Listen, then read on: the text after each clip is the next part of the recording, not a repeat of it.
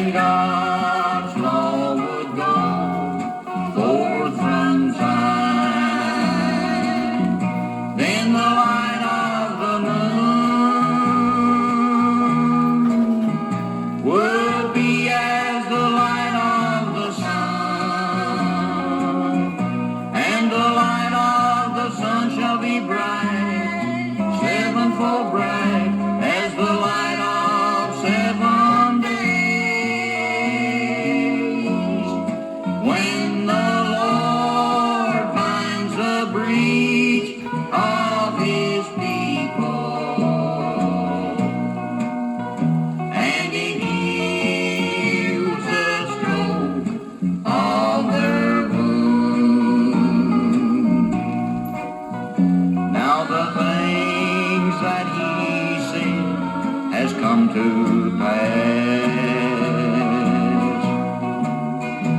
And the light that now shines, it will last. For the light of the moon is as the light of the sun, and the light of the sun is as bright, sevenfold bright, as the light of 7 days. Now the Lord found the breach of his people,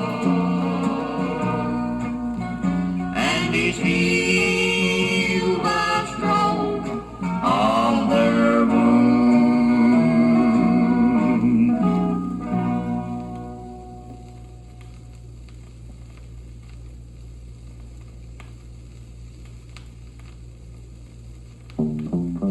I'm on my way to the mansion's fair. I'm on my way up the golden stair. I'll listen at the gate for his voice within. And I know you'll say, well, come on in. Well, come on in. Make yourself at home. Well, come on in and dine with me. Sit over here by the river so clear, neath the shade of that ever-living tree. Life's sunny set in the golden west. In life we work and do our best. Just over the hill, life will then be gone, and we'll hear that voice, both loud and strong. Well, come on in. Make yourself at home. Well, come on in and dine with me. Sit over here by the river so clear, neath the shade of that ever-living tree.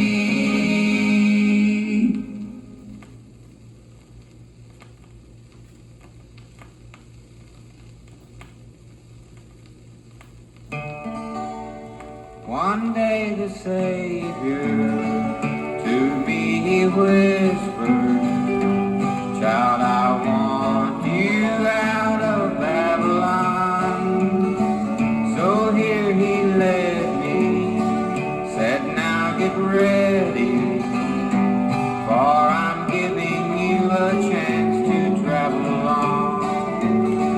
I guess the world would take me back, but I'm glad I'm off that track, for I've had enough of sin, and I love this peace within. So keep me, Jesus, here in this order, for if I should leave you now, where would I go? At first I worried, felt so discouraged. The devil said, the gold you never made, but Jesus told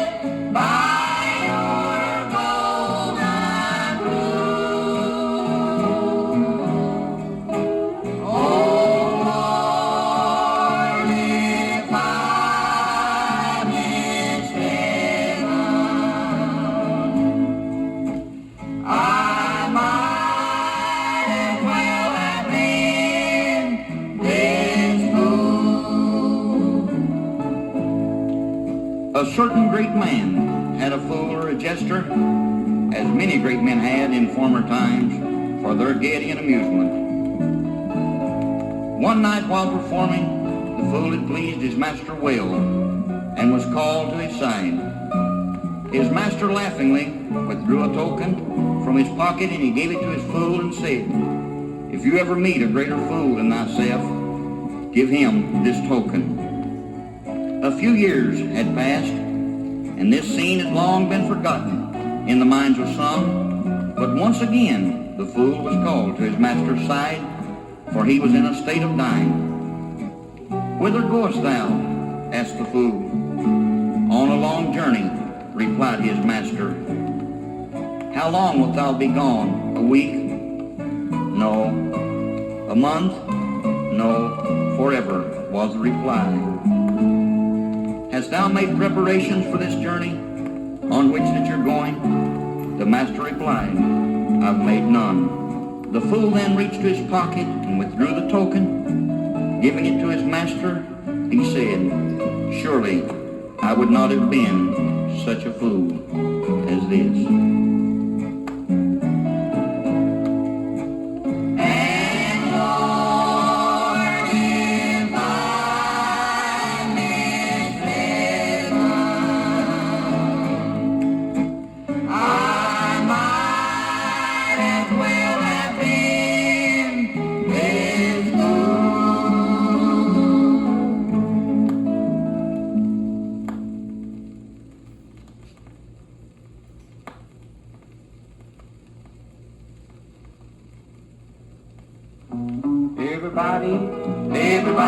Everybody's got a friend.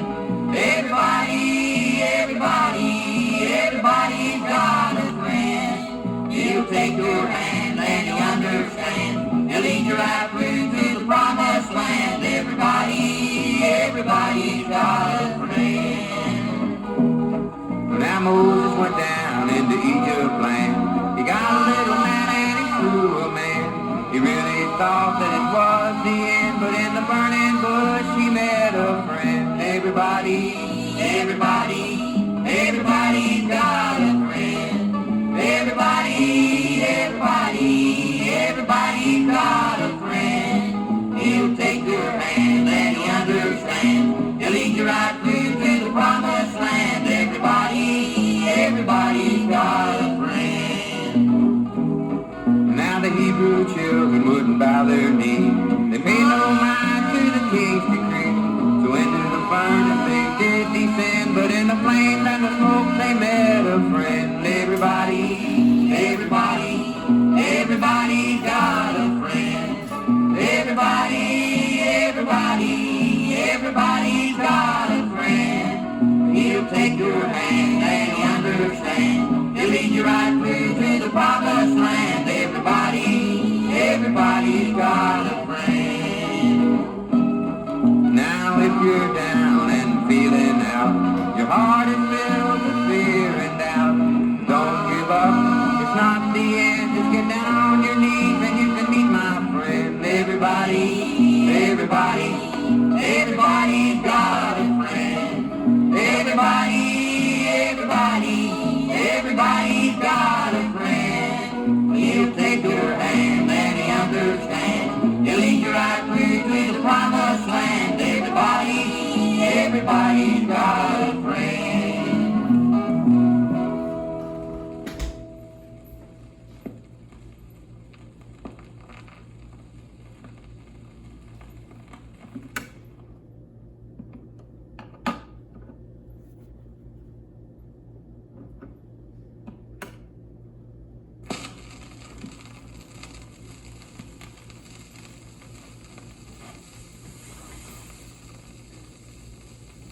It was in the army over in Vietnam, fighting to protect the honor of Uncle Sam, when a friend of mine, a good old pal from the state of Tennessee, at my right flank, he was hit by their field artillery. Then in pain he began to talk of home and of things that used to be, and of all the places that he had roamed in the country of the free. Then his fever began to rise, with sweat upon his brow. He was talking rather strange. Seems he was back home now. He talked of the rivers not far from home, and of the rippling streams. And then his voice went from a talk into horrid screams. He said, "Mother, I'm so cold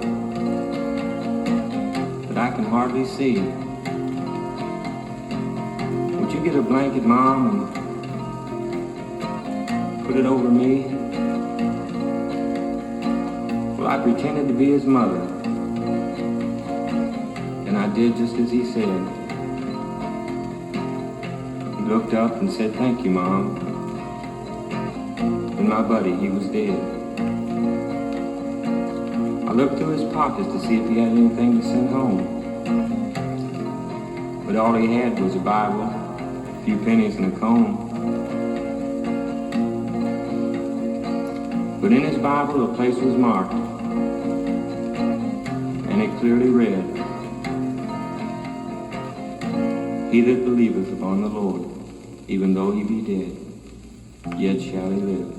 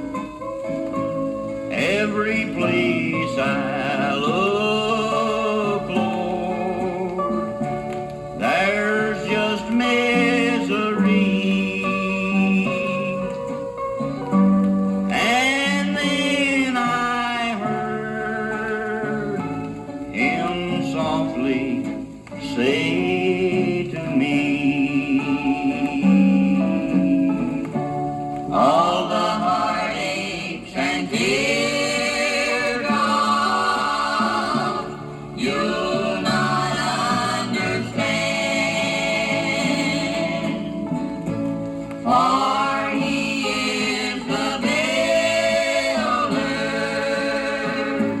and we have the plan. He's molding a vessel out of your worthless clay, to be used by the Master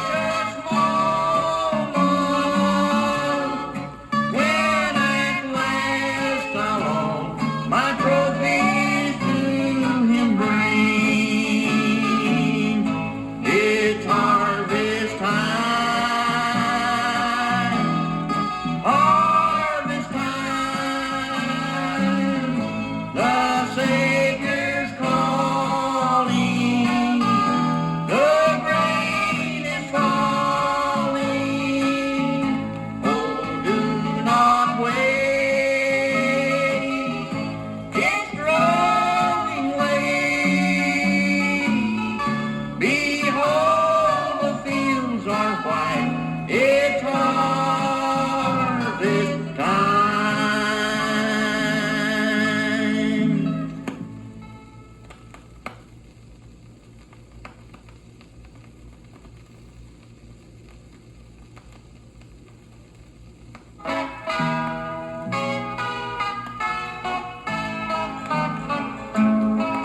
I dreamed that Gabriel had his trumpet, and orders were given him to blow. The veil of life would then be lifted, for it was prophesied years ago. I wonder, friend, would you be ready to meet my Savior white as snow? He said his bride would be holy. If you're sure of that, you will not go. For God, He gave us 10 commandments so many, many years ago. If He should ask if you reject it, I hope your answer will be no. There is the man who has polluted. He's cursed the things that God has made. In hell the devil will be waiting to take him down to the burning flame. I thank my God that I'm forgiven. I praise my Christ who died for me. And someday I'll get to tell them when this dream comes true for me.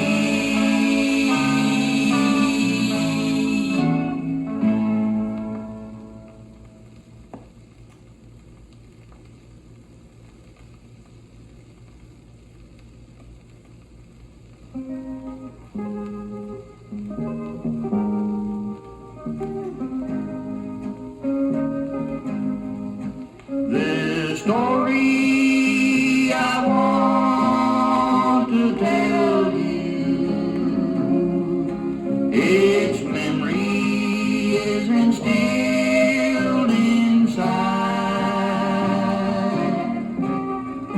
There in that barroom that evening, I saw this young man die. The scene was a dance hall in Kentucky, near Harlan Town. And this I'll never forget, and the memories I can't drown. In this barroom that evening, a young man about 22. He was having fun, he thought, as most young people do.